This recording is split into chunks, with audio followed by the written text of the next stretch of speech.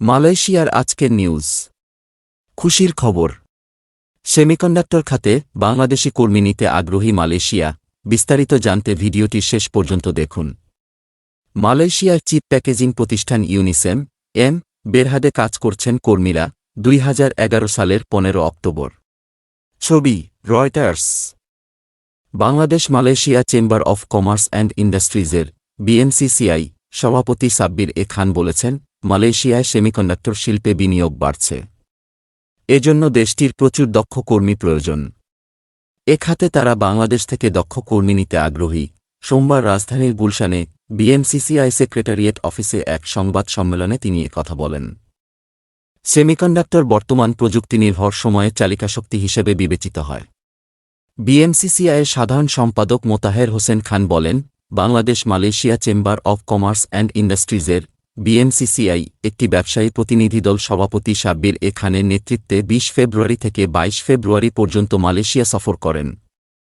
ওই সফরে তারা Malaysia external trade development corporation ও Malaysia international halal showcase secretariat সহ বিভিন্ন সংস্থার সঙ্গে বৈঠক করেন।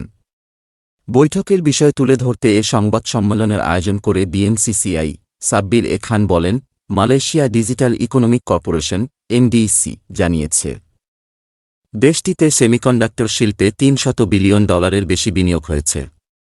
এর ফলে দেশটিতে দক্ষ প্রকৌশলীদের বড় চাহিদা তৈরি হয়েছে। তিনি বলেন, দ্রুতই MDECর সঙ্গে সমঝোতা স্মারক MOU স্বাক্ষর করা হবে।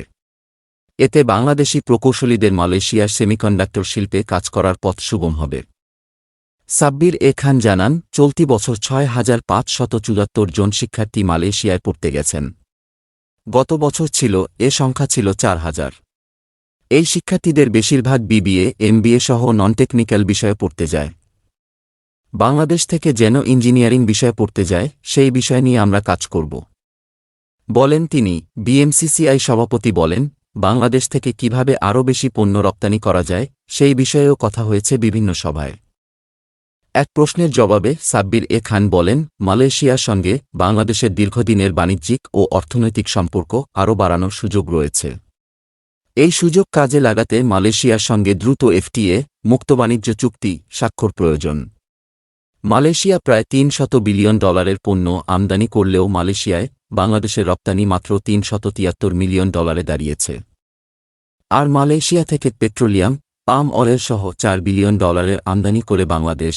BMCCI সভাপতি আরও বলেন, মালয়েশিয়ায় বর্তমানে 15 লাখ বাংলাদেশি কাজ করেন। তবে সেই তুলনায় রেমিট্যান্স কম আসে। এর কারণ অনেকে দেশটির গ্রামীণ অঞ্চলে কাজ করেন। তারা আনুষ্ঠানিক চ্যানেলে বাংলাদেশে টাকা পাঠান না। তারা বৈধভাবে টাকা পাঠাতে শহর এলাকায় যেতে চান না। আনুষ্ঠানিক চ্যানেলে বাংলাদেশে তারা যেন টাকা পাঠাতে পারেন, সেজন্য ওখানকার ব্যাংক ও এক্সচেঞ্জ হাউসগুলোর সঙ্গে আমরা কাজ করছি বলেন তিনি।